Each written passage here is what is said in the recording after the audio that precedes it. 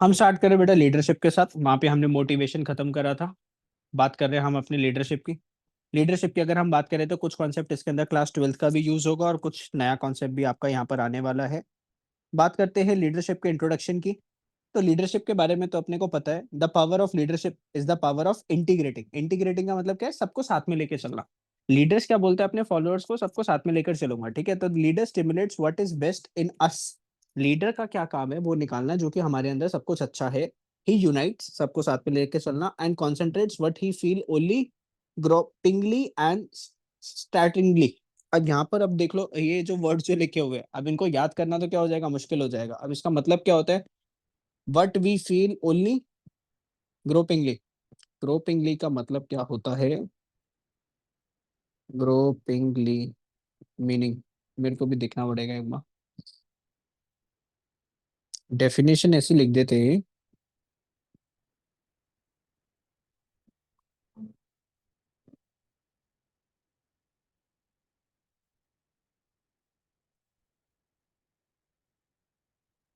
To search for something, किसी चीज को लिए ढूंढना। वी फील ओनली, ठीक है, किसी चीज को ढूंढना। और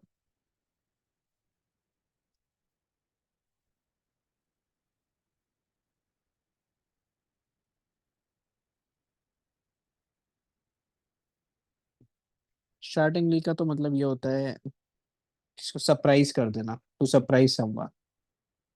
तो ये डेफिनेशन तो नहीं है इसकी, हालांकि लीडरशिप की क्या लिखा हुआ है? He is a person who gives form to the unconcrete energy in every man. मतलब एक जो है ना इनविंसिबल एनर्जी दे देता है एक बंदे के अंदर, जो है ना, जैसे एक लीडर होता है। अब लोग बाग काम नहीं कर रहे, उसको मोटिवेट करके कुछ बोल के उससे कुछ ना कुछ करवाना। अब जैसे अपने जो मोदी जी थे, एक कोविड के टाइम पे कुछ कुछ इन्होंने हमसे चीजें करवाई थी ना, ताकि लोग बाग थोड़े से एंथुजियाज्म फील करे, थोड़ा अच्छा फील करे। तो the person who influences me most is not he who does great deeds, but he who makes me feel that I can do great deeds. मतलब वो है ये, इस किसने बोला है? Parker.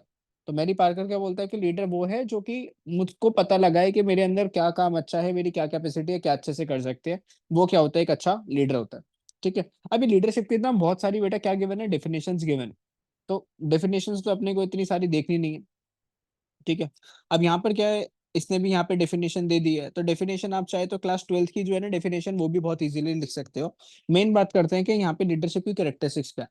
Following are the characteristics of leadership. देखो, leadership is the process of influencing. लोगों को किसी बात पे क्या करना, इन्फ्लुएंस करना, कन्विंस करना।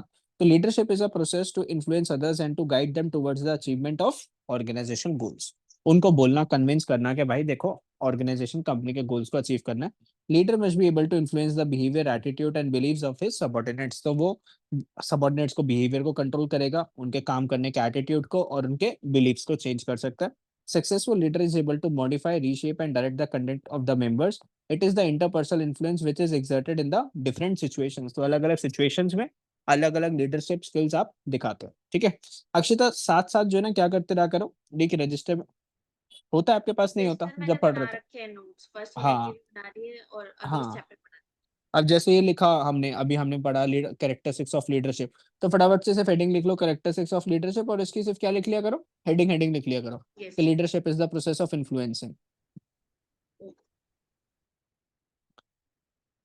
नेक्स्ट क्या लिखा हुआ है? Leadership is based on authority. कोई हमारा लीडर होगा, वो किसके ऊपर डिपेंड करेगा? उसकी पावर्स के ऊपर। तो in order to lead and direct the group, hello, good leader evening sir. Requires. Hello है बेटा, गुड इवनिंग बेटा, गुड इवनिंग। हाँ बोल बेटा, क्या कह रहा है? सर मेरे को ना सब्जेक्ट सिलेक्ट करनी है, मैं थोड़ी देर में आ सकता हूँ फिर से। हाँ हाँ, बिल्कुल बिल्कुल बिल्कुल। वो कॉलेज गए ना, वो ऑप्शनल पेपर सिलेक्शन, तो अच्छा इसलिए अच्छा। वहाँ पर आ रही है, तो इसलिए मेरे को वो टाइम चाहिए थोड़ा। चल चल, कोई बात नहीं, कर लो। कौन सा ले रहा है? इकोनॉमिक्स, वो गलती से इंग्लिश ले लिया था पहले। अच्छा अच्छा। चल, जी, इकोनॉमिक्स ले। General elective. जनरल इलेक्टिव, ठीक है। अक्षिता, आपने कौन सा लिया जी में? इको ही दिया था, लेकिन अगले सेमेस्टर में इंग्लिश लूंगी। अच्छा, अगले सेमेस्टर में इंग्लिश लोगे, okay.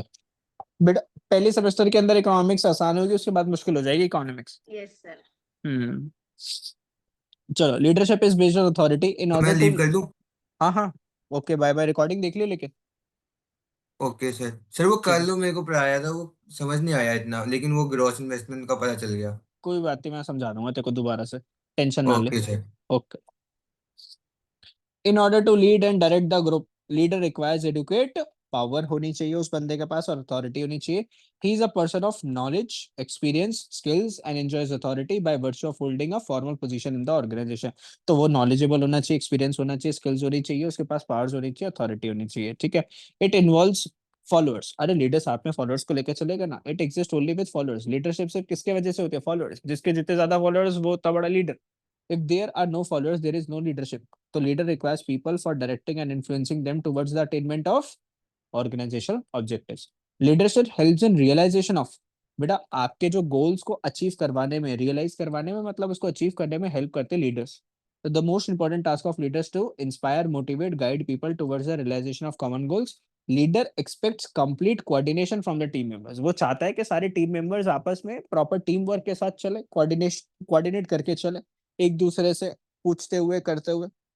He integrates the individual and organizational goals as there are no conflicts. ठीक है. Situation based. तो एक लीडर बेटा सिचुएशन के हिसाब से क्या करता है? अपनी स्किल्स दिखाता है, अपनी नॉलेज दिखाता है. The situational variables greatly influence the role of a leader.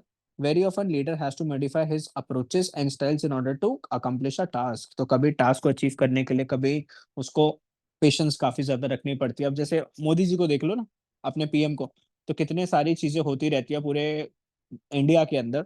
तो उनको अलग अलग चीजों का अलग अलग क्या देखना पड़ता है बेटा? सिचुएशन के हिसाब से डिसीजंस लेने पड़ते हैं. Eight hand based on the given situation. Thus leader is situational. It is based on different situations. तो सिर्फ हेडिंग्स को अपने को क्या करना है? फोकस करना है, अंदर का खुद लिखेंगे. It involve stimulating the followers. मतलब फॉलोअर्स को क्या करना है? A leader is successful to be a leader is considered to be successful when he is able to inspire, integrate individual interests with the common goals of the organization. ये line बार बार आपकी क्या हो रही है? रिपीट हो रही है. लीडरशिप इज कैसी क्वालिटी है? पर्सनल क्वालिटी है बेटा. ये किसी को सिखाया नहीं जा सकता. Leaders are born, not made. है ना? ऐसा होता है ना. लीडर्स हमेशा पैदा होते हैं बेटा. उसको कोई, आज जैसे मोदी जी है, उनको क्या स्कूल वूल में जाके लीडरशिप स्किल सिखाई गई थी? नहीं. लेकिन फिर भी देखो, थर्ड टर्म है, हो जाएगा उनका. Yes. है ना? इंडिया को रूल करते करते. तो Yes. लीडरशिप आपको सिखाई नहीं जाती. ऐसे बिजनेस भी आपको सिखाया नहीं जाता. You are born entrepreneur. आपके अंदर बिजनेस की क्या होती है? स्किल्स होती है. ठीक है. बात करते हैं इंपॉर्टेंस ऑफ लीडरशिप. अब देखो ये चीजें बहुत ईजी है, अंदर का नहीं पढ़ रहे हम. Initiates action. लीडर क्या करता है? बातें बोलता है और फॉलोअर से क्या करवाता है? काम करवाता है. तो एक्शन लेकर आता. क्या प्रोवाइड करता है? वो मोटिवेशन देता है अपने सबऑर्डिनेट्स को, फॉलोअर्स को. गाइडेंस देता है. कॉन्फिडेंस क्रिएट करता है. उनका मोराल क्या करता है? हाई करता है, ऐसे मोटिवेट करता है. Builds builds work environment. तो लोगों के लिए वर्किंग एनवायरनमेंट क्रिएट करके देता है. तो यहाँ पर देखो, इसको एक बार पढ़ लेते हैं. Management is getting things done from the people. Yes. A productive work place helps in the sound and the stable development. तो एक प्रोडक्टिव वर्क प्लेस मतलब जहाँ पे अच्छे से काम वाम होता है, वेस्टेज ऑफ रिसोर्सेज नहीं होता, तो डेवलपमेंट होते हैं. Accordingly human relations ought to be kept in mind by a leader. He ought to have individual contacts with the workers and ought to tune it to their issues and interests. तो उसको क्या करना पड़ेगा? Workers की कोई problems है उसको resolve करना पड़ेगा. He should treat representatives on humanitarian grounds. तो ह्यूमैनिटेरियन ग्राउंड्स मतलब इंसानियत होनी चाहिए उस बंदे के अंदर, और उसके हिसाब से वो क्या करेगा? प्रॉब्लम्स को रिजॉल्व करेगा.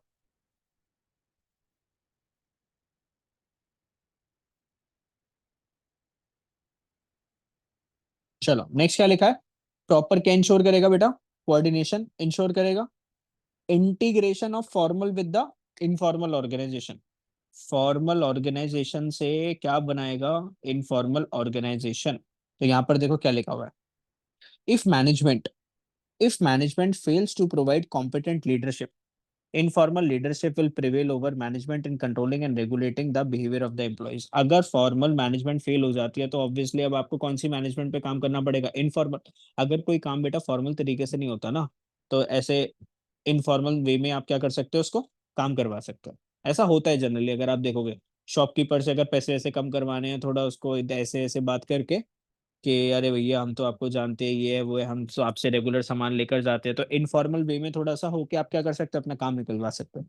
तो बीइंग कन्फ्रंटेड. अब जैसे मोदी जी जाते हैं उससे मिलने के लिए, ट्रम्प फ्रम्प से मिलने के लिए, तो वहां पर क्या होता है? थोड़ा सा कि हम तो फ्रेंड है, हम तो ये है वो है. तो इनफॉर्मल रिलेशंस बना रहे ना. एक होता है फॉर्मल, एक होता है इनफॉर्मल. तो जा जाके एक ऐसा रिलेशनशिप बिल्टअप कर रहे हैं, इनफॉर्मल. ठीक है, Yes. फ्रेंडशिप वगैरह इंक्रीज करना दो नेशंस के बीच में, क्योंकि जो काम फॉर्मल से नहीं होगा वो इनफॉर्मल से होगा। तो being confronted with a situation, management fails to influence workers to improve their performance and to stop employee unrest. Leadership is the natural accomplishment होगा, accompaniment of all the associations of the human being।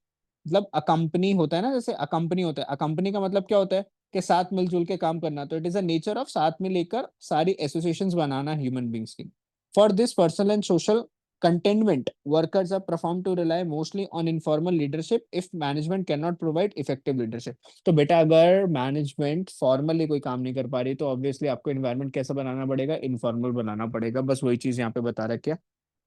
Competent leadership can, however, integrate informal organization with formal organization। तो informal organization को किसके साथ connect कर दिया, formal organization के साथ, and utilize them constructively। और दोनों को आप यूटिलाइज कर रहे हो फॉर अचीविंग कंपनी ऑब्जेक्टिव। तो ये स्किल होती है एक लीडर की कि कैसे चीजों को फॉर्मली और इनफॉर्मली क्या करना है, अचीव करके देना।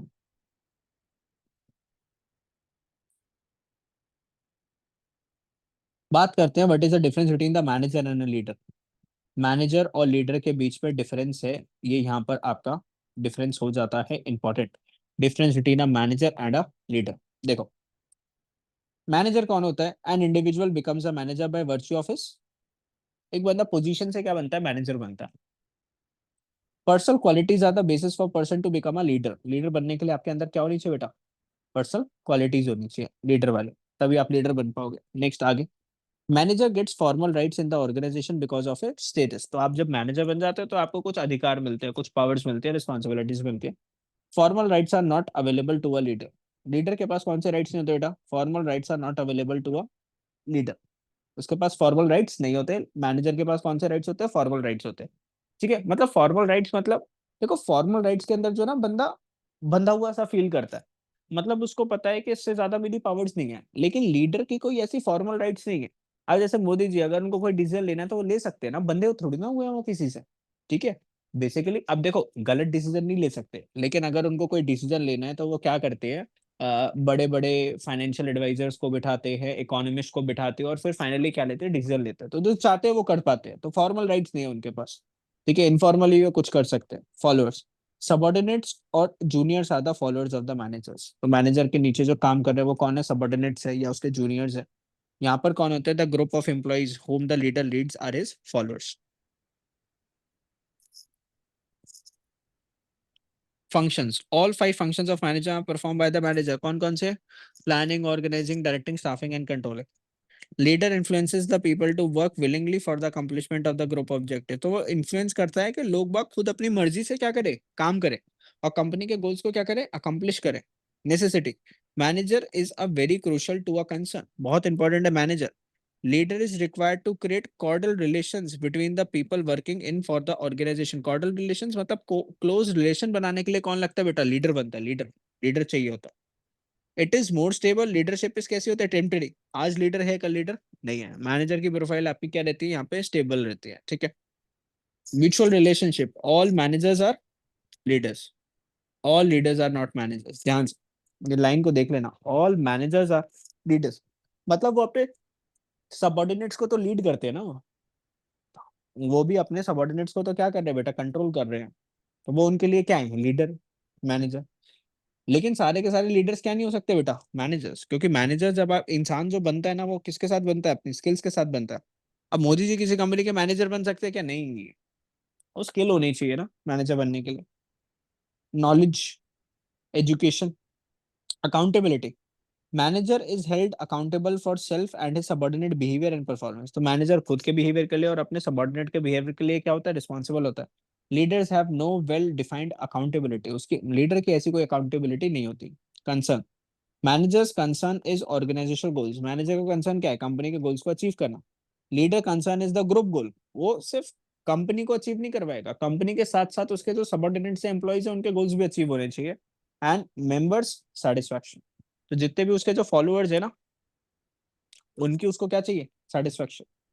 Followers, people follow manager bye virtue of job description. अरे मैनेजर है ना, हमारा वो मैनेजर है, इसलिए हम उसकी बात को मानते हैं, क्योंकि उसकी जॉब ऐसी है, उसकी पोजीशन वैसी है, तो हमें उसकी बात माननी है। People follow them on voluntarily basis. तो आपको जिसको अपना लीडर मानना है मानो। कोई बंदा केजरीवाल को अपना लीडर मानता है, कोई बंदा अमित शाह को अपना लीडर मानता है, कोई बंदा मोदी जी को अपना लीडर मानता है, वो आपकी मर्जी। लीडर आप डिसाइड करोगे। Role continuation, manager can continue in office till he performs his duty satisfactory in the congruence with the organisation goals. तो जब तक वो काम ठीक से करता रहेगा, ऑर्गेनाइजेशन के हिसाब से काम करता रहेगा, जब तक वो मैनेजर रहेगा। Leader can maintain his position only through day to day wishes of the followers. Followers की विशेस के बेसिस के ऊपर आप क्या बनते हो बेटा? लीडर बनते हो। जिस दिन फॉलोअर्स चाहेंगे कि आप चेंज हो जाओ, अब जिस दिन पूरे इंडिया ने अगर बोला कि हमें अपना पीएम चेंज करना है, तो पीएम को हटना पड़ेगा।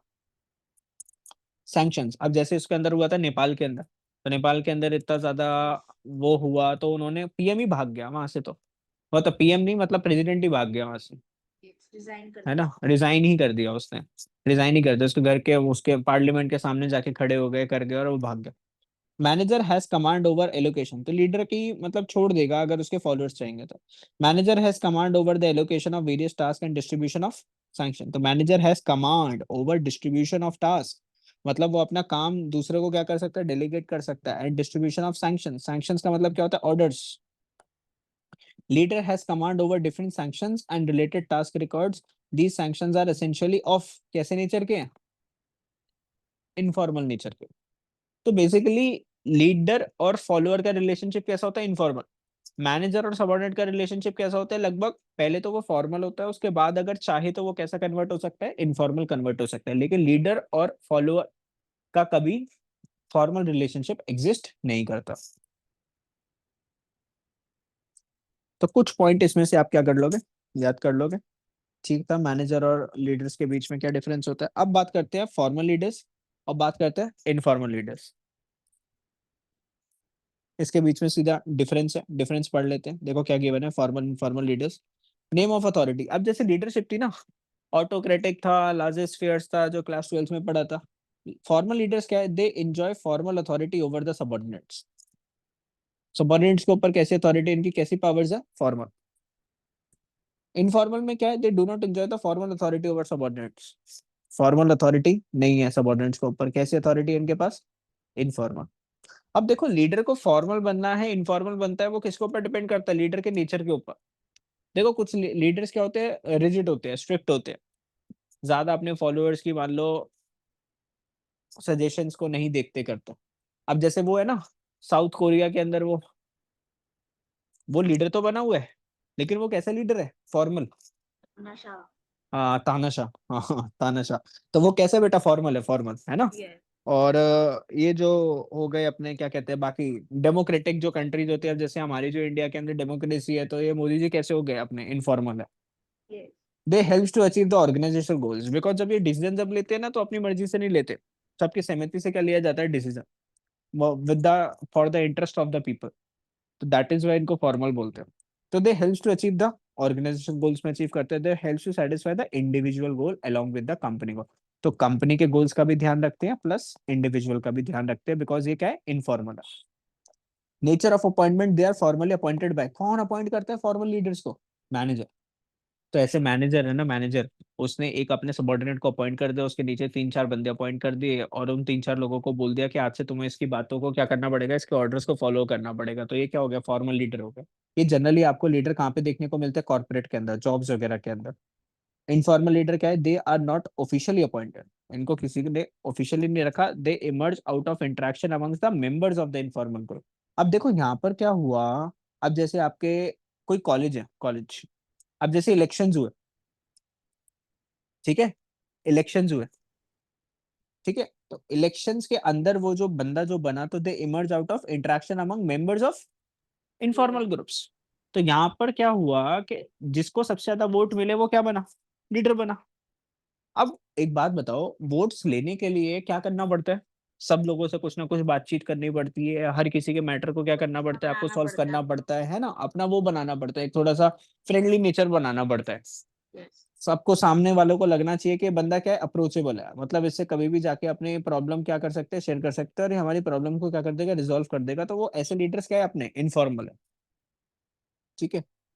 पावर क्या है? They exert legitimate power on the employees. तो बेटा ये जो लीडर्स है जो लेजिटिमेट पावर्स, मतलब वो जो पावर्स जो मिलती है अपनी उसके साथ, ड्यूटी के साथ या अपनी जॉब पोजीशन के साथ, तो वो पावर दिखाते हैं अपने एम्प्लॉइज को and the employees comply with the orders. तो जो ऑर्डर जो लीडर जो देता है उसको फॉलो करते हैं। बात करते हैं इनफॉर्मल लीडर्स। हो गया हरमन, काम हो गया? यस सर, हो गया। चल ठीक है। Such leaders are known for their charismatic characteristics and persuasive communication. Charismatic characteristics मतलब कोई भी बंदा उनकी बातों से क्या हो जाए बेटा, इन्फ्लुएंस हो जाए। मतलब जो वो बोलते हैं सामने वाला बंदा फटाफट से क्या हो जाता है, इन्फ्लुएंस हो जाता है, कि उसको लगता है कि हाँ ये जो बंदा जो बोलेगा सही बोलेगा। इसको क्या बोलते हैं, चेरिस्मेटिक personality. Persuasive communication, persuasive communication मतलब ये कभी भी किसी भी जाके कहीं पे भी क्या कर लेते हैं, बात कर लेते हैं। अब जो मोदी जी है, इन्होंने डिसाइड कर लिया मेरे को यूएस जाके ट्रम्प से बात करनी है, ट्रम्प से बात कर लेंगे। इनको लगा मेरे को रशिया जाके पुतिन से बात करनी है, पुतिन से बात कर लेंगे। इनको लगा चाइना जाके मेरे को उसके पीएम से बात करनी चाहिए, वहां पे जाके उससे बात करिए। Employees are committed to their orders. और लास्ट अगर हम बात करें morale, they do very little to increase the morale of the job satisfaction of subordinate. बेटा ये वाले जो लीडर्स है ना, फॉर्मल लीडर्स, इनको फर्क नहीं पड़ता इनके एम्प्लॉइज को मोटिवेट करे या ना करे। इनको तो बस क्या देने होते हैं, ऑर्डर्स देने होते हैं और काम कंप्लीट करवाना पड़ता है। They increase the moral and the job satisfaction of the subordinate. ये अपने जो फॉलोअर्स है ना, फॉलोअर्स उनके मोरल के ऊपर क्या करते हैं, सुपरविजन रखते हैं, देखते हैं कि हमारे जो वो है क्या कहते हैं फॉलोअर्स कैसे हैं कैसे नहीं। तो मोराल के ऊपर काम करते हैं, मोराल को क्या करते हैं, बूस्ट करने में हेल्प करते हैं। और मोराल अपने फॉलोअर्स का इंप्रूव हमेशा आपको करते रहना चाहिए। कभी वो डिमोटिवेटेड हो तो एक अच्छे लीडर की बेटा यही पहचान है कि उसके साथ हर बंदा क्या फील करता है, कंफर्टेबल फील करता है, अच्छा फील करता है। ठीक है। अब लीडरशिप स्टाइल, अरे क्लास 12th में पढ़ा था ऑटोक्रेटिक लीडरशिप स्टाइल। हरमन याद है बेटा ऑटोक्रेटिक में क्या होता था? डिक्टेटर।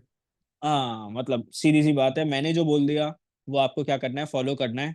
ठीक है, आपको मेरी बातों को क्या करना पड़ेगा, फॉलो। एक क्या होता था, डेमोक्रेटिक लीडरशिप स्टाइल। उसमें क्या होता था कि मैं फॉलोअर्स से सुनता था फॉलोअर्स। फॉलोअर्स की सुनता था और साथ मिलके क्या लेंगे, डिसीजन लेंगे। मतलब उसको फॉलोअर्स की यस और नो से बहुत ज्यादा फर्क पड़ता है। Yes.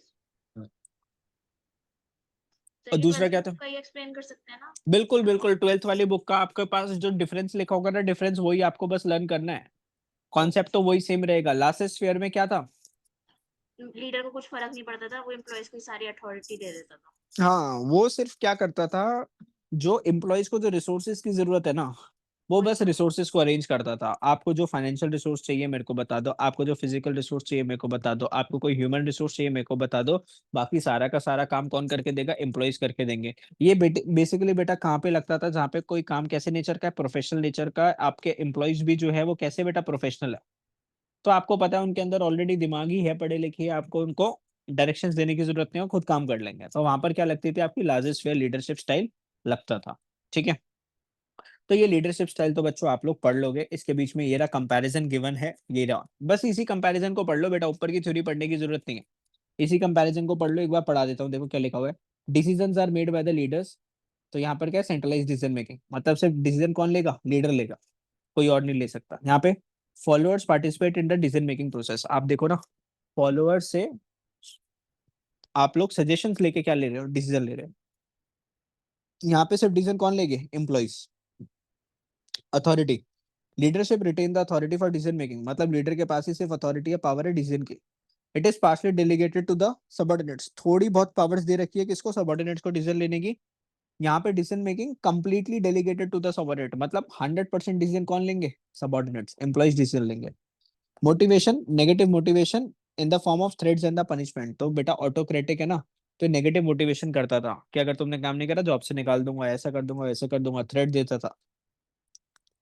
Positive motivation in the form of rewards, तो यहाँ पे पॉजिटिव मोटिवेशन है, यहाँ पे क्या है, सेल्फ मोटिवेटेड टू वर्क। यहाँ पे वर्कर सेल्फ मोटिवेटेड है, लीडर को बोलना नहीं पड़ता काम करने के लिए, इनर मोटिवेशन है इनके पास। दूसरा, behaviour orientation, task oriented behaviour, मतलब काम के हिसाब से क्या रहता है इनका बिहेवियर रहता है। यहाँ पे रिलेशनशिप ओरिएंटेड बिहेवियर, मतलब अगर अपना लीडर अच्छा है तो एम्प्लॉइज का उसके साथ रिलेशनशिप क्या रहता है, बढ़िया रहता है।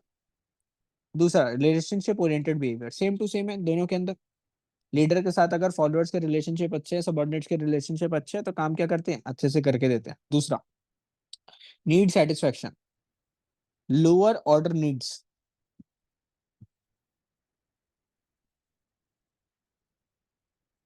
ध्यान से देखो, ये नया पॉइंट है आपके लिए, नीड सेटिस्फेक्शन।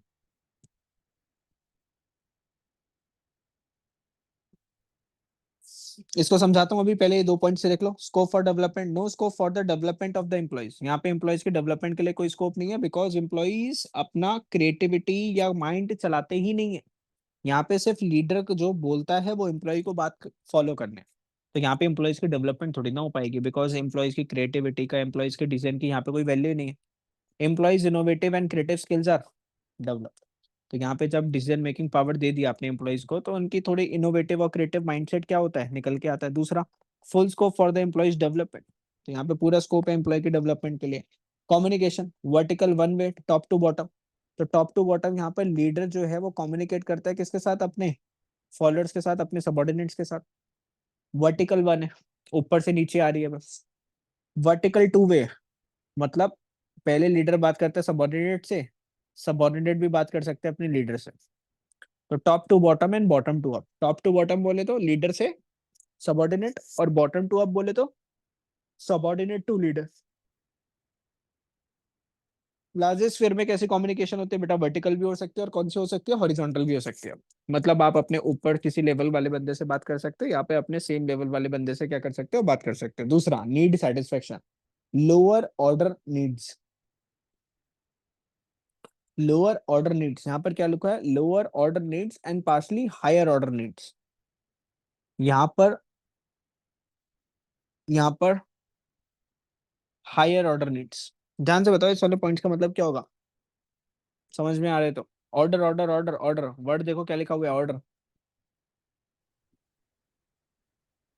कि ऑटोक्रेटिक लीडरशिप में बहुत कम नीड्स फुलफिल हो पाती है एम्प्लॉइज। हाँ, बेसिकली कुछ सारी की रिसोर्सेज सारी कम किसकी रहती चल है। रही होती है, ये सारी की सारी किसकी चल रही होती है बच्चों, लीडर की चल रही होती है। Yes. Lower order needs and partially higher order needs. और यहाँ पर क्या हुआ है, हायर ऑर्डर नीड्स। यहाँ पर सीधी सी बात है, लार्जेस्ट शेयर्स की अगर हम बात करते हैं, तो हायर ऑर्डर नीड्स में क्या लिखा हुआ है कि एम्प्लॉइज ही सारा काम बेटा खुद कर लेते हैं ऑटोमेटिकली। यहाँ पर ज्यादा जो है ना, आपको लीडर को ज्यादा, बेसिकली अगर मैं बोलूँ, टांग नहीं अड़ानी पड़ती। ठीक है, तो एम्प्लॉइज का अच्छे से क्या रखा जाता है, यहाँ पे एम्प्लॉइज के ऑर्डर्स की नीड्स को प्रॉपर्ली क्या करा जाता है, सेटिस्फाई करा जाता है। ठीक है, एम्प्लॉइज यहाँ पे खुश रहते। ठीक है, बिकॉज वो अपनी फ्रीडम से क्या कर सकते हैं, वर्क कर सकते हैं, प्रॉपर अपनी क्रिएटिविटी माइंडसेट यहाँ पर लगा सकते हैं। तो कितने पॉइंट्स गिवन है आपको, 1 2 3 4 5 6 7 पॉइंट्स गिवन है बेटा। कोई से भी 5 6 पॉइंट्स आप लोग क्या कर लेना, याद कर लेना। ठीक है, ये आपने पहले भी पढ़ रखा है, ऑटोक्रेटिक, पार्टिसिपेटिव और largest spheres style. Sir yes sir. Sir वो इसमें डिफरेंस कितने कितने मार्क्स का आता है, मतलब कितने पॉइंट तक लिखना चाहिए डिफरेंस? यार देख, हर एक पॉइंट के लिए जो ना एक डिफरेंस लिखना चाहिए, हर एक मार्क्स के लिए। फॉर एग्जांपल, अगर मान ले क्वेश्चन आया, अगर आपका, देख आपका जो 20 मार्क्स का क्वेश्चन होता है ना, तो एक ही क्वेश्चन 20 नंबर का नहीं होता। उसके अंदर मल्टीपल उसके क्या होते हैं, part A, part B, part C. तो अब अगर मान ले डिफरेंस आया 6 मार्कर का आया, तो आपको कम से कम 6 पॉइंट्स तो लिखने पड़ेंगे डिफरेंस के। ठीक है, और मैंने बच्चों एक चीज आपको हमेशा बताई, हमेशा देखो, बीकॉम के एग्जाम्स के अंदर एक चीज याद रख लेना। अगर मैं आपको सच बात बताऊं, बीकॉम के अंदर किस चीज के ऊपर फोकस करना है, सबसे पहले तो, सबसे पहले फोकस करना, देखो जब एक आंसर आप लोग स्टार्ट करते हो ना, तो उसकी स्टार्टिंग की क्वालिटी बहुत अच्छी होनी चाहिए। मतलब अगर मैं बोलूँ, शुरू की 6 7 लाइन्स क्या होनी चाहिए, क्वालिटी बेस्ट होनी चाहिए। Quality should be the best. उसके बाद अगर इवन इफ आपके वर्डिंग्स की क्वालिटी कम हो रही है चलेगा, लेकिन उसके बाद किसके ऊपर फोकस करना, क्वांटिटी। शुरू में फोकस करना क्वालिटी के ऊपर, उसके बाद किसके ऊपर फोकस करोगे, क्वांटिटी के ऊपर फोकस करना। मतलब आपके पास जो आंसर बुकलेट जो आएगी ना, एक बात याद रखना, आपके पास जो आंसर बुकलेट जो आएगी, वो लास्ट पेज तक क्या होनी चाहिए, फिल होनी चाहिए। थोड़ा सा जब आप आंसर जब लिखोगे ना, तो थोड़ा स्पेशियस लिखना। कैसे लिखना, थोड़ा स्पेशियस। अरे तुम्हारा थोड़ी ना रजिस्टर लग रहा है, उन्होंने शीट दे रखी है। मतलब भर भर तो के आंसर लिखना। हाँ, मतलब सीधा खुला खुला खुला खुला लिखना। क्या उनको मैं पता जब नहीं चल लिखता जाएगा? है, अरे भाई तू बस कर जो मैं तेरे को जो बोल रहा हूँ, एक चीज। ठीक है, थोड़ा सा आंसर क्या लिखना है, अरे मैं तो जब लिखता था ना, मैं तो एक लाइन छोड़ के लिखता था। मतलब ये जैसे मान लो आपको लाइंस गिवन है ना, फॉर एग्जांपल अगर मैं बोलूं, ये आपको लाइंस गिवन है, तो मैंने यस एक सर। कंटेंट इस लाइन में लिखा, फिर कंटेंट इस लाइन में लिखा, फिर कंटेंट इस लाइन में लिखा, फिर कंटेंट इस लाइन में, फिर कंटेंट इस लाइन में, मतलब एक एक लाइन छोड़ के। तो थोड़ा साफ सुथरा सा और एकदम एंड पेज तक लेकर जाओ। ठीक है, उनको अच्छा लगता है ये चीज। अब बच्चे जनरली क्या करते हैं, मान लो आपको बुकलेट मिली 30 पेजेस की, 35 कितने की पेजेस, मिलती है। 35 की मिलती है क्या आपको? Yes. अच्छा, तो मान लो 35 पेजेस की आपको मिली। अब बच्चे क्या करते हैं, जनरली 15-16 पेजेस के अंदर उसको खत्म कर देते हैं। अरे तू एक एक लाइन छोड़ के अगर लिखोगे तो 15 की जगह 30 पेजेस लग जाएंगे, 15-20 पेजेस की जगह 30-35 पेजेस लग जाएंगे, खुला खुला भी लिखोगे तो, क्योंकि उनके अंदर शीट्स वगैरह बहुत अच्छे गिवन होते हैं। ठीक है, तो और थोड़ा कहीं खुला कहीं खुला लिखना चार्ट है। बनाने में भी हो जाता है मार्जिन अच्छा। बना लेना, देखो अगर आपको एक लाइन नहीं छोड़नी ना, तो एक साइड तो मार्जिन बना आता है, और दूसरी साइड आप क्या कर लेना, मार्जिन बना लेना। तो थोड़ा सा स्पेस वहां पे यूटिलाइज हो जाती है मार्जिन के अंदर। तो जब टीचर्स जब चेक वेक करते हैं ना, तो वो क्या करते हैं कि क्वेश्चन को चेक करते हैं, और आगे उनको आंसर्स वो लिखने होते हैं, मार्क्स लिखने पड़ते हैं फ्रंट पेज के अंदर। तो उनके लिए थोड़ा सा ईज होता है अगर आप मार्जिन बना लेते हो। तो या तो एक एक लाइन छोड़ के लिख लो, या तो यहाँ पे मार्जिन बनाएगा, यहाँ पे भी मार्जिन बना लो, फिर हर एक लाइन में लिख लेना। तो थोड़ा सा पेज यहाँ पर आपका क्या हो जाएगी, स्पेस अवॉइड हो जाएगी। तो स्मार्ट वर्क करना होता है देखो बीकॉम के लिए। ठीक है, अब जैसे या आपको ऐसे भी तो कर कॉन्सेप्ट सकती है, लाइन भी छोड़ दो और मार्जिन भी बना लो। भाई इतना मत कर, देख फिर तो ज्यादा, फिर टीचर पे पकड़ लेगी मेरे को। ठीक है, लाइन भी छोड़ दो मार्जिन बना दो, इतना मत कर। ठीक है, क्या क्योंकि पता तुम मैं तो तुम लोगों को देखो पढ़ा रहा हूँ ना। हाँ, वो लीडरशिप का चैप्टर खत्म। मैं तुम लोगों को देखो पढ़ा रहा हूँ, कम से कम तुम जो कंटेंट जो लिख कर आओगे ना, उसके रिलेटेड लिख कर आओ। अब जो क्वेश्चन जो आ रखा है उसके रिलेटेड आपको क्या लिखना है, कंटेंट लिखना है। ये नहीं कि बच्चे कभी कभार क्या करते हैं, क्वेश्चन कुछ और पूछा गया, आंसर कुछ और डिलीवर कर रहे हैं, वो पकड़ लेता है फिर एग्जामिनर इस चीज को। आसपास अब जैसे लीडरशिप का क्वेश्चन आया, कुछ भी चीज लिखो, लेकिन वो रिलेटेड किससे होनी चाहिए, लीडरशिप से रिलेटेड। अब मान लो क्वेश्चन आया लीडरशिप का, अगर उसने लीडरशिप का स्टाइल पूछा आपसे, तो कौन कौन से स्टाइल्स होते हैं। अब बच्चे को, तुमको सिर्फ हेडिंग्स वेडिंग्स आती है, लेकिन उसको थोड़ा सा आंसर को इलेबोरेट करने के लिए लीडरशिप की इंपॉर्टेंस भी लिख दो, लीडरशिप की करेक्टरिस्टिक्स भी लिख दो। लेकिन कुछ भी लिखोगे वो किसके अराउंड लिखोगे, लीडरशिप के अराउंड लिखोगे। ठीक है, बेटा वो अभी हमने जो पढ़ा था वो लीडरशिप का क्या पढ़ा था, क्लास 12 का कंटेंट पढ़ा था। अब यहाँ पर क्या आ गई, लीडरशिप की थ्योरीज। क्या आ गई यहाँ पे, लीडरशिप की थ्योरीज आ गई। अब इसको एक बार पढ़ना स्टार्ट करते हैं, एक सेकंड देना।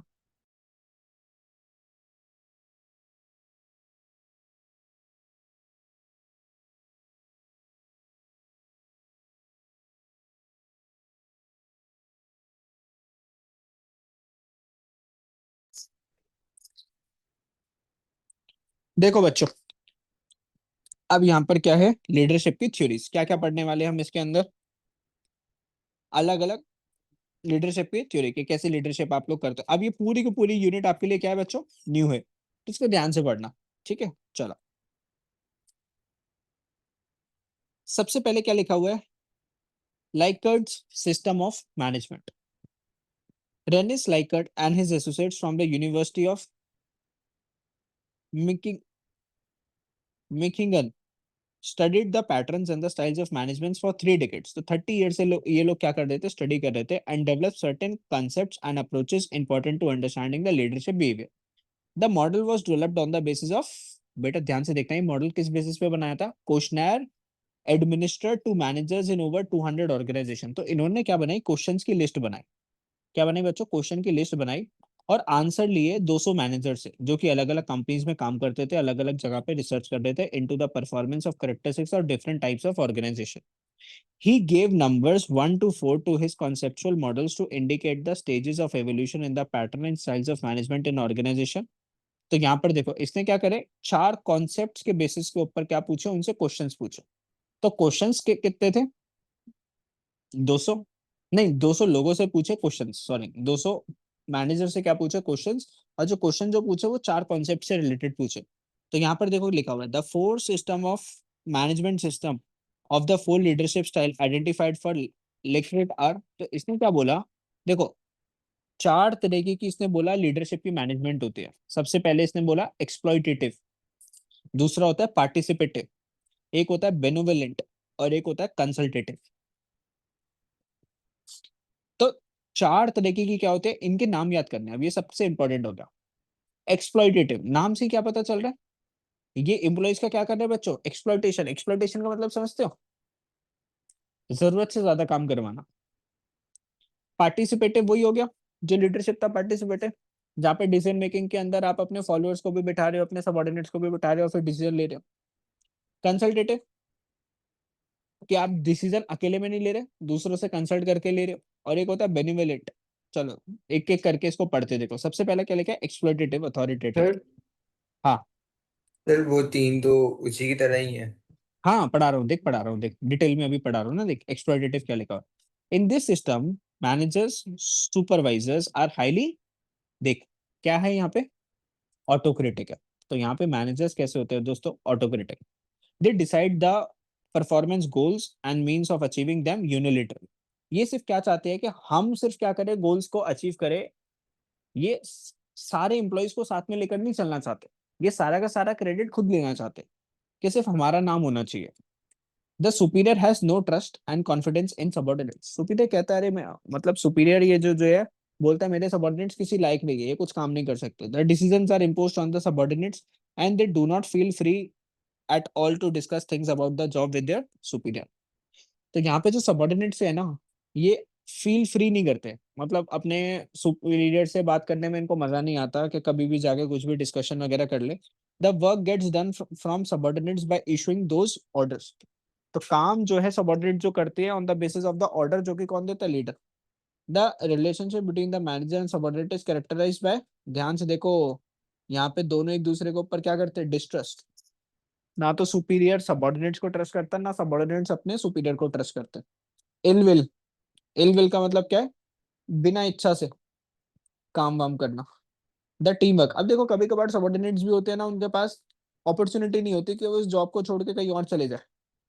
तो इसको क्या बोला? Ill will. विल का मतलब क्या होता है? इच्छा, और इल मतलब इच्छा के बिना कोई काम करना। टीम वर्क और the communication is very little. तो यहाँ पे टीम वर्क भी नहीं है, प्रॉपर कम्युनिकेशन नहीं है। The motivation is based on, हरमन इस लाइन का मतलब क्या हो गया? Motivation is based on threats. Sir वो पनिश करेगा कि उसका काम ना हुआ। हाँ तो बस इसी वजह से वर्कर नेगेटिव क्या करता है? मोटिवेशन काम मतलब। करता है, बिल्कुल नेगेटिव मोटिवेशन। दूसरा क्या लिखा है? Benevolent authoritative. देखो इसका मतलब क्या? Responsibility lies at the managerial level but not at the lower level of the organisational hierarchy. काम की रिस्पॉन्सिबिलिटी किसकी है बच्चों? जल्दी से बताओ। लीडर की, सुपीरियर की। In this system managers are also autocratic as in system I, but they are not fully authoritarian. तो in this system managers are also, managers कैसे होते हैं? यहाँ पे भी मैनेजर कैसे हैं बच्चों? ऑटोक्रेटिक। इनके पास पूरी की पूरी क्या नहीं है बच्चों? अथॉरिटी नहीं है। They sometimes give liberty to subordinates. कभी कभार सबऑर्डिनेट्स को क्या देते हैं? लिबर्टी। ऊपर वाले के अंदर कभी भी लिबर्टी नहीं मिलती सबऑर्डिनेट्स को, लेकिन यहाँ पर नीचे क्या है? कभी कभार सबऑर्डिनेट्स को फ्रीडम देते हैं to carry out the task within the prescribed limit. लेकिन उसके भी क्या होते हैं? लिमिट होते हैं। Superior has condense condescending confidence and trust in the subordinates, master servant relationship। तो देखो यहाँ पे जो सुपीरियर होता है ना, ये अपने कुछ इंप्लॉइज के ऊपर क्या रखता है? कॉन्फिडेंस। और कुछ इंप्लॉइज के ऊपर क्या रखता है? ट्रस्ट रखता है।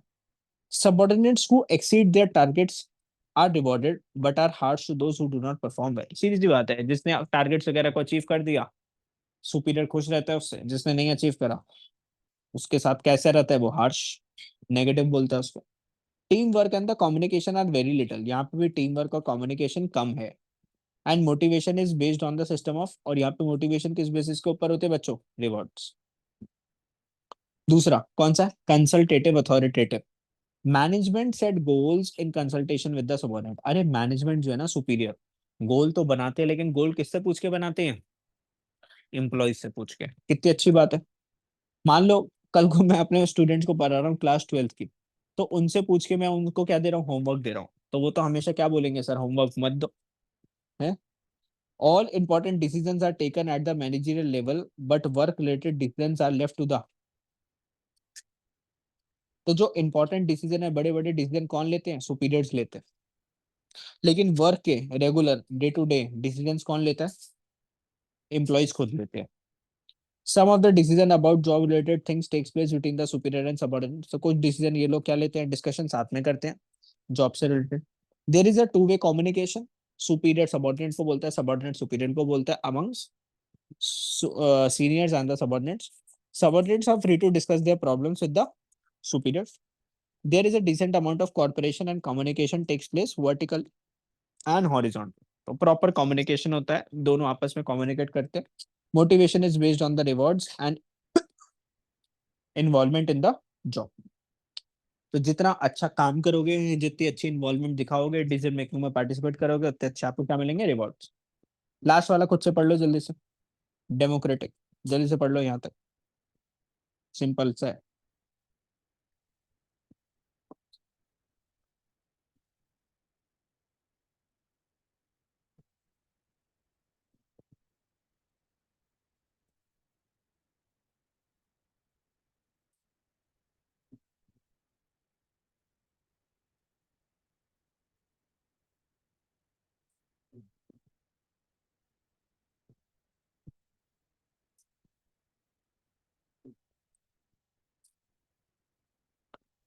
सर ये दोनों एक जैसे ही है. डेमोक्रेटिक के अंदर थोड़ा ज्यादा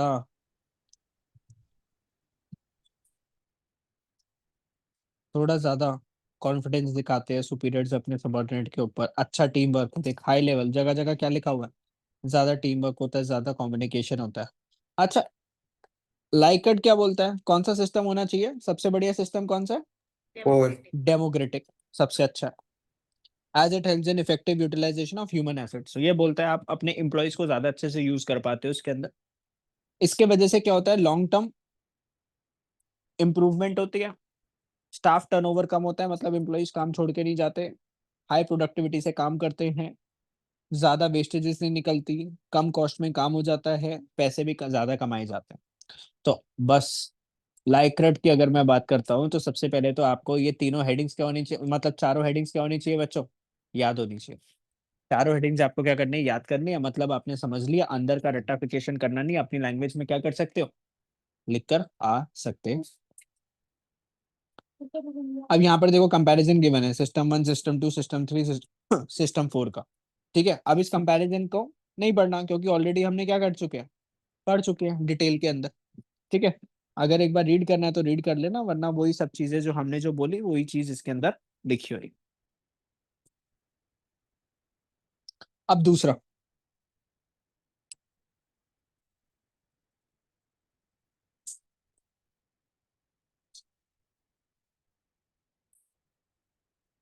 अब दूसरा वो पढ़नी है, लीडरशिप की थ्योरी. एक बार बस देख लो.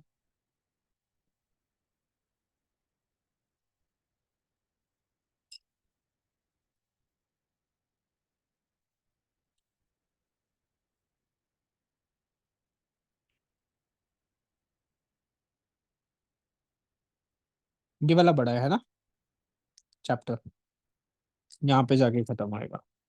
काफी सारी थ्योरीज है दोस्तों लीडरशिप की जो आपको पढ़नी पड़ेगी.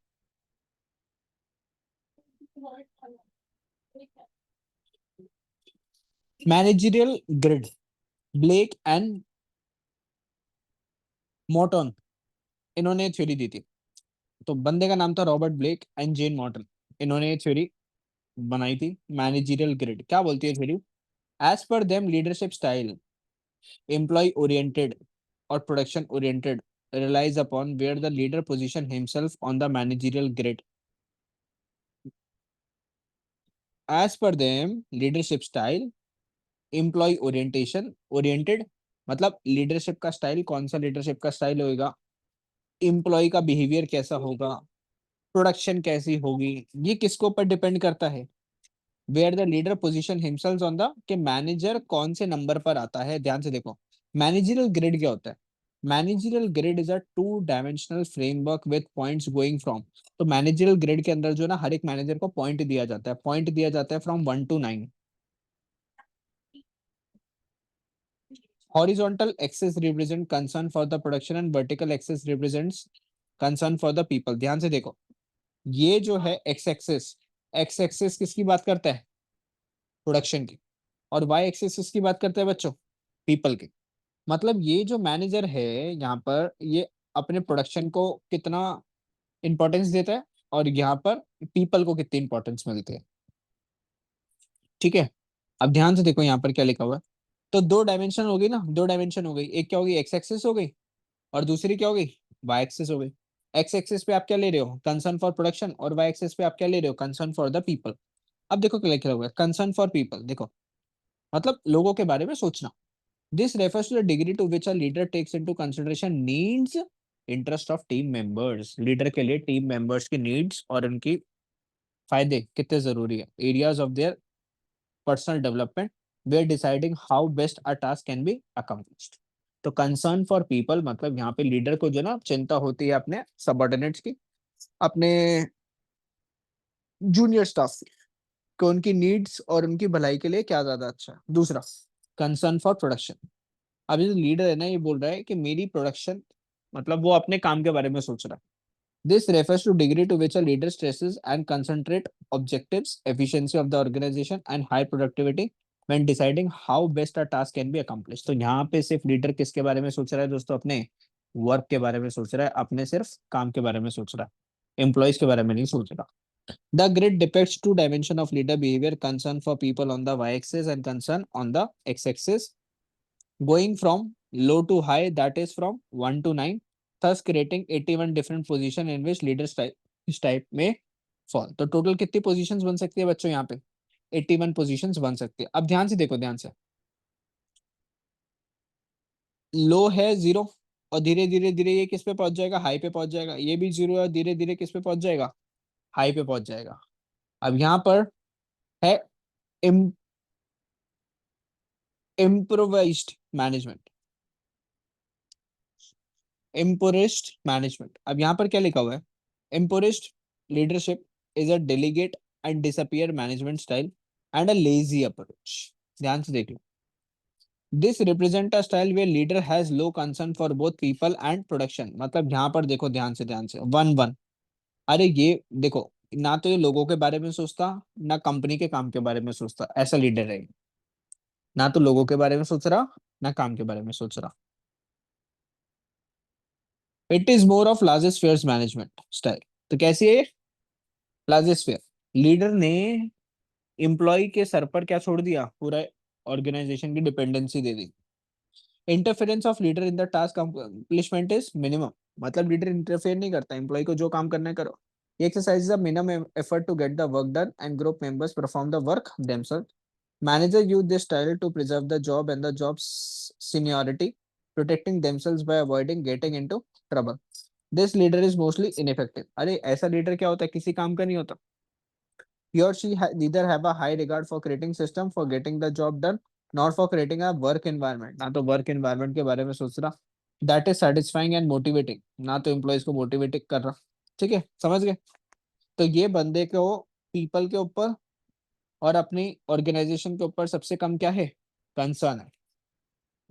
दूसरा टास्क मैनेजमेंट, यहाँ पे देखो टास्क मैनेजमेंट, टास्क मैनेजमेंट कहाँ पर लिखा हुआ है, यहाँ पे नहीं लिखा हुआ, फिगर के अंदर 9-1। बेटा सबसे पहले क्या आता है, एक्स एक्सेस आता है, फिर क्या आता है वाई एक्सेस। तो 9 पे क्या है, एक्स एक्सेस, और एक्स एक्सेस पे क्या है, प्रोडक्शन। मतलब ऐसा एम्प्लॉय सिर्फ किसके बारे में सोचता है, प्रोडक्शन के बारे में, और एम्प्लॉय के बारे में क्या सोचता है, कम सोचता है। तो वो लिखा हुआ टास्क मैनेजमेंट वाला। लिखा हुआ है, कहाँ लिखा हुआ है, ये पेरिस एंड प्रोड्यूस वाला, पेरिस एंड प्रोड्यूस स्टाइल। हाँ सॉरी सॉरी, प्रोड्यूस और पेरिस टाइप। ठीक है, ये लिखा हुआ 9-1। तो इसको क्या बोलते हैं, पेरिस लीडरशिप मैनेजमेंट। ये कंसर्न किसकी तरफ दिखाता है, प्रोडक्शन के ऊपर एज द ओनली गोल। ये बोलता है मेरा सिर्फ गोल क्या है, प्रोडक्शन करना। मतलब कंपनी ने जो मेरे को टारगेट जो दे रखा है मैं उसको अचीव करूंगा, ये लोगों के बारे में नहीं सोचता। Employees are viewed as obstacle to perform result unless obedience to the managers wishes. ये बोलते हैं सिर्फ एम्प्लॉय का क्या काम है, मैनेजर की बातों को फॉलो करना, ओबीडियंस, जो ऑर्डर्स मिले उसको फॉलो करना। In this style manager is authoritarian और कंप्लायंस। तो अथॉरिटी सारी किसके पास है, मैनेजर के पास है। अथॉरिटी किसके पास नहीं है, एम्प्लॉयज के पास नहीं है, कोई पावर नहीं है उनके पास। Task oriented manager, he has a high concern for production and a low concern for the people. Leaders maximize output by setting structured work environment. ये सिर्फ एम्प्लॉय को बता देते हैं आपको कैसे काम करना है, दिमाग विमाग मत लगाओ, हमने जो बोल दिया उस बात को क्या करो, फॉलो करो. He finds employees need unimportant. Employees की needs जरूरी नहीं है and simply a means to the end. He provides his employees with money and expects performance back. ये बोलता है मैं पैसे दे रहा हूँ ना, मुझे सिर्फ काम से मतलब है. दोस्तों समझ गए ना जल्दी से टास्क मैनेजमेंट में क्या? Yes sir. कॉर्पोरेशन के मतलब बिलीव नहीं करता, एम्प्लॉयज को प्रेशर करता है, बोलता है रूल्स को फॉलो करो वरना पनिशमेंट देंगे. दिस टाइप ऑफ लीडर कैसी है? ऑटोक्रेटिक लीडर है. स्ट्रिक्ट वर्क रूल है, स्ट्रिक्ट पॉलिसीज है, प्रोसीजर्स है. Views punishment as the most effective means to motivate employees. इसको लगता है एम्प्लॉय को मोटिवेट सिर्फ कैसे कर सकते हो? पनिशमेंट देकर. फिर क्या है? Middle of the road. अरे मिडल 5-5 मतलब ये बंदा प्रोडक्शन के ऊपर भी फोकस करता है ठीक ठाक सा, और 50-50 प्रोडक्शन किसके ऊपर करता है? वर्कर्स के ऊपर, पीपल के ऊपर भी कंसर्न दिखाता है. तो मतलब प्रोडक्शन भी इसके लिए इंपॉर्टेंट है और वर्कर्स भी इसके लिए क्या है? इंपॉर्टेंट है. It is balanced and compromise type. Balance है ना प्रॉपर, लोगों के बारे में भी सोच रहा है लीडर, काम के बारे में भी सोच रहा है. तो they maintains the balance between the work and the employee satisfaction. काम भी होना चाहिए, एम्प्लॉय भी खुश रहना चाहिए. The manager tries to balance the competing goals of the company and the needs of the workers. Managers gives some concern to both people and production, hoping to achieve acceptable performance. वो कहते हैं देखो मैं company के profit के बारे में भी सोचूंगा और एम्प्लॉयज के इंटरेस्ट के बारे में भी सोचूंगा. He believes this is the most anyone can do. As a result, compromises occur when neither the production nor the people needs are fully met. तो कभी कभार ऐसा होता है कि सारे एम्प्लॉयज को भी खुश नहीं कर सकते, कभी कभार होता है कंपनी के सारे टारगेट्स भी अचीव नहीं हो पाएंगे. This is the most practical management technique. Most practical. सबसे सही है. It is also a result when production and people issues are seen as in conflict. तो जब प्रोडक्शन और पीपल दोनों ही आपस में खड़े हुए अगेंस्ट, मतलब एम्प्लॉयज क्या बोल रहे हैं, कंपनी हमारे बारे में नहीं सोच रही, और कंपनी को क्या लग रहा है कि एम्प्लॉयज काम नहीं कर रहे. तो यहाँ पे जब ये मैनेजर दोनों के बारे में सोचेगा तो ये क्या होगा? Middle of. ये क्या होगा? Middle of the road. Simple था दोस्तों. नेक्स्ट क्या लिखा है? Country club. कंट्री क्लब में क्या होगा बच्चों? जल्दी से बताओ. एक नंबर किसको मिला यहाँ पर? 1. एक्स एक्सिस पे क्या था? प्रोडक्शन के ऊपर सोचना. और 9 नंबर क्या है? एम्प्लॉयज के पीपल. बारे में सोचना, कंसर्न ऑफ पीपल. तो ऐसा बंदा बच्चों पीपल के बारे में तो सोच रहा है, लेकिन किसके बारे में नहीं सोच रहा? ऑर्गेनाइजेशन के बारे में नहीं सोच रहा. तो पीपल के बारे में तो अच्छा खासा सोच रहा है, लेकिन ऑर्गेनाइजेशन के बारे में कुछ भी नहीं सोच रहा.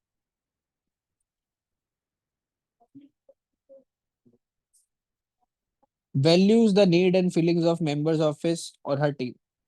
तो मतलब वो सिर्फ किसके बारे में सोच रहा है बच्चों? लोगों के बारे में. दोस्ती यारी ज्यादा चल रही है यहाँ पे. In this environment, relationship-oriented manager has a high concern for people but a low concern for production. काम हो या ना हो, एम्प्लॉय खुश रहना चाहिए. Leader attitude is employee oriented. वो सिर्फ किसकी तरफ फोकस्ड है? एम्प्लॉय की तरफ. They show concern, love, affection, friendliness towards the followers, satisfying their needs and motivate them to accomplish group goals. तो वो सिर्फ एम्प्लॉयज की नीड्स वगैरह को फुलफिल कर रहे हैं. This develops cordial and friendly atmosphere. मैंने बोला ना कैसा स्ट्रक्चर है यहाँ पे? इनफॉर्मल स्ट्रक्चर है. तो 1 to 9 boss mainly uses reward power to preserve discipline and to support his subordinate in accomplishing their goals. तो यहाँ पर क्या करते हैं ना कि भाई तुम अच्छे से काम करोगे ना तो हम तुम्हें ये देंगे, हम तुम्हें वो देंगे, ऐसा देंगे वैसा देंगे, तुम्हारी जॉब सैलरी इतनी ज्यादा बढ़ा देंगे, तो कंपनी की तरफ से हम तुमको वेकेशन में भेजेंगे अगर तुम अच्छे से काम करोगे. Conversely, this manager is virtually incapable of employing more disciplinary, coercive and legitimate powers. बेटा यहाँ पे जो मैनेजर है ना, ये डिसिप्लिन मेंटेन नहीं कर पाता, बिकॉज यहाँ पे नेचर थोड़ा क्या हो चुका है उसका? Friendly. This inability results from his fear that using such powers could jeopardise his relationships. उसको ऐसा लगता है कि अगर मैं कुछ ज्यादा बोलूंगा करूंगा तो रिलेशनशिप्स क्या हो जाएंगे? मेरे एम्प्लॉयज के साथ खराब हो जाएंगे. Employee in this type of work environment do their work at their own pace. यहाँ पर एम्प्लॉय जो है ना अपनी स्पीड के हिसाब से क्या करता है बेटा? काम करता है. उसको मतलब नहीं है लीडर क्या चाहता है क्या नहीं चाहता. और लास्ट क्या है? Team management. मतलब यहाँ पर फुल हाई पावर किसको मिलेगी? प्रोडक्शन के ऊपर भी पूरा ध्यान होगा और पीपल के ऊपर भी पूरा ध्यान होगा। तो यहाँ पर क्या है? Team management. जल्दी से, टीम मैनेजमेंट है, टीम मैनेज। पढ़ के देखो जल्दी से आप लोग। 9 किसको गिवन है प्रोडक्शन के लिए भी, और 9 किसको गिवन है? मतलब पूरा फोकस प्रोडक्शन के ऊपर भी और पूरा फोकस पीपल के ऊपर भी। जल्दी से पढ़ लो।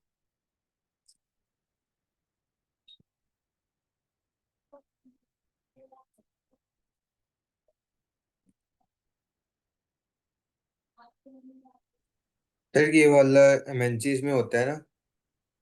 भाई डिफरेंट डिफरेंट एमएनसीज में और डिफरेंट डिफरेंट डिपार्टमेंट में बेटा अलग अलग काम होता है। अब अगर मैं सेल्स वाले की बात करूँ ना, सेल्स वाले की बात करूँ तो वहां पे थोड़ा सा गलत वो होता है। सेल्स वाले के अंदर कंपनी सिर्फ क्या चाहती है? हमारी सेल्स होनी चाहिए, उनको एम्प्लॉय के मतलब से, मतलब एम्प्लॉय से मतलब नहीं है। लेकिन वहीं अगर मैं बात करूं जहां पर कंपनी का सीईओ हो गया, तो वहां पे कंपनी उसके बारे में सोचती है। सीधी सी बात है, अगर आप टॉप पोजीशन पे हो तो कंपनी आपकी फिक्र करती है, अगर आप सबसे लोअर पोजीशन पे हो तो कंपनी आपकी क्या नहीं करती बच्चों? फिक्र नहीं करती। और कंपनी के वर्क कल्चर पे भी डिपेंड करता है। अब टाटा जैसी कंपनी के अंदर एम्प्लॉयज को बहुत आराम से रखा जाता है। Depends upon the company also, उसके वैल्यूज, उसके मॉरल्स के ऊपर भी। टीम मैनेजमेंट आप लोग पढ़ लो बच्चों जल्दी से, मैंने कुछ चीजें मार्क कर दी, आप लोग समझ जाओगे।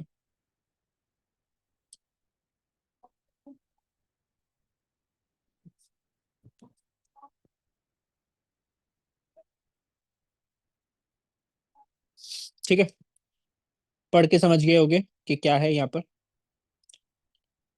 अब ये जो यही जो बातें जो लिखी है, it is nothing, it is nothing. आपको बस इतना ही या क्या करना है, याद करना है कि एक होता है टीम मैनेजमेंट, एक क्या होता है कंट्री क्लब। अच्छा, इसके नंबरिंग भी आपको याद करनी पड़ेगी, नंबरिंग याद करनी पड़ेगी प्रॉपर।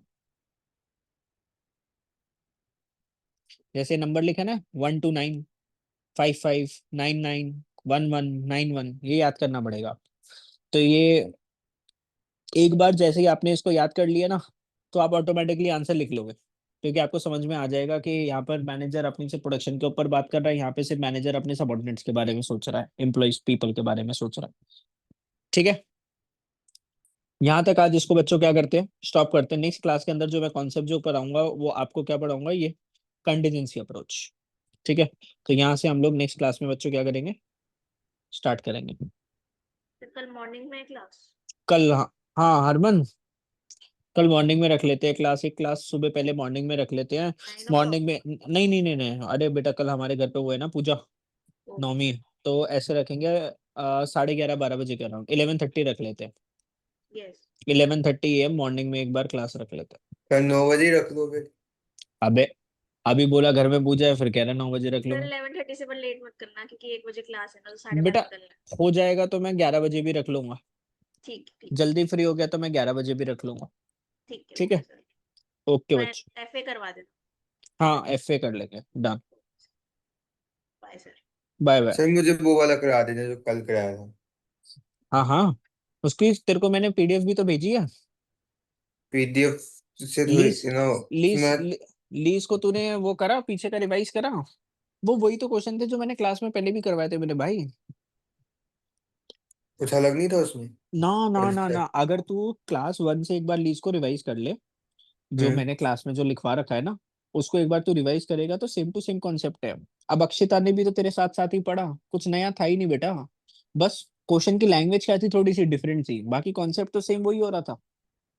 थोड़ा सा lease okay sir. Accounting difficult है, मानता हूँ, लेकिन उसकी थोड़ी सी, जब मैंने जो क्लास जो पढ़ाई है ना, उसको एक बार रिवाइज कर लेगा तो समझ में आ जाएगा। फिर भी अगर कोई दिक्कत आती है तो मैं तो हमेशा हूं ना तेरे साथ, जब भी बोलेगा कि सर नहीं समझ में आ रहा तो मैं समझा दूंगा तेरे को, टेंशन मत ले। ठीक है, सर ऐसे कर लो कि डिपार्टमेंटल अकाउंटिंग उसकी पीडीएफ में सीक्वेंस वाइज भेज सकते हो, कौन सी आपने क्या कराई है। सीक्वेंस वाइज भाई देख, मैंने तेरे को जो करवाया ना मल्टीपल बुक से करवाया। कुछ मैंने CA की बुक से क्वेश्चन करवाए हैं, कुछ मैंने पास्ट एग्जाम के क्वेश्चन करवाए हैं, कुछ मैंने आपको जो आपकी जो बीकॉम की जो सजेस्टेड बुक्स होती है वहां से क्वेश्चंस करवाए हैं। अब जो मैंने जो रिकॉर्डिंग्स जो तेरे को दे दी ना, रिकॉर्डिंग्स में से देख ले सीक्वेंस वाइज कौन कौन से क्वेश्चंस हो रखे हैं, सर क्योंकि जो ऐसे मैं पीडीएफ आपने पहले की क्वेश्चन। दी है उसी की बात बोल रहा हूँ। अच्छा, क्योंकि मैं ऐसे ऐसे जो ना क्वेश्चंस का वो नहीं रखता रिकॉर्ड कि कौन सा मैंने क्वेश्चन करवाया, मेरे को जो क्वेश्चन अच्छा लगता है वो मैं करवा देता हूँ। सर उन क्वेश्चन में नंबरिंग नहीं होती, पता भी नहीं चलता। हाँ, तो अभी जब क्लास में जब करवा दिया तो उसी टाइम ही कर लेना उस क्वेश्चन को। नहीं, उस टाइम तो कर लेते, फिर बाद में फिर से करना होता, फिर याद भी ना रहते हैं। अच्छा, तो अगर तेरे को ऐसे करना है ना तो मैं तेरे को जो ना क्वेश्चन की लिस्ट भेज दूंगा, उन वाले क्वेश्चंस को प्रैक्टिस कर लियो तो तेरा हो जाएगा, विद सॉल्यूशन भेज दूंगा। ठीक है। ठीक है, वो डिपार्टमेंटल अकाउंटिंग का कोई भेज दो। कोई बुक नहीं ले रखी तूने? सर ली थी, फिर मैं से हो नहीं रहा था तो मैंने ट्यूशन लगा ली ना। अच्छा अच्छा, चल ठीक है, मैं तेरे को भेज दूंगा। डिपार्टमेंटल अकाउंटिंग का भेज दो अभी फिर। हाँ, अरे तू उसको कर लेना, रिकॉर्डिंग ऑन कर लेना, उसके अंदर क्वेश्चन होगा तो सिर्फ क्वेश्चन देख ले रिकॉर्डिंग को आगे करके, और फिर अपना सॉल्व कर ले, अगर सॉल्व हो जाता तो ठीक है, नहीं होता तो फिर वीडियो देख ले। देख क्या ठीक है। होगा, तू डिपार्टमेंट की पहली वीडियो ऑन कर, उसको थोड़ा सा हम्म। आगे लेकर जा तो क्वेश्चन आ जाएगा, तू पहले खुद से सॉल्व करने की कोशिश कर, अगर खुद से सॉल्व हो जाए तो ठीक है, नहीं होता तो उसका सोल्यूशन देख ले, ऐसे कर ले। ठीक है। ठीक है, चल, बाय बाय।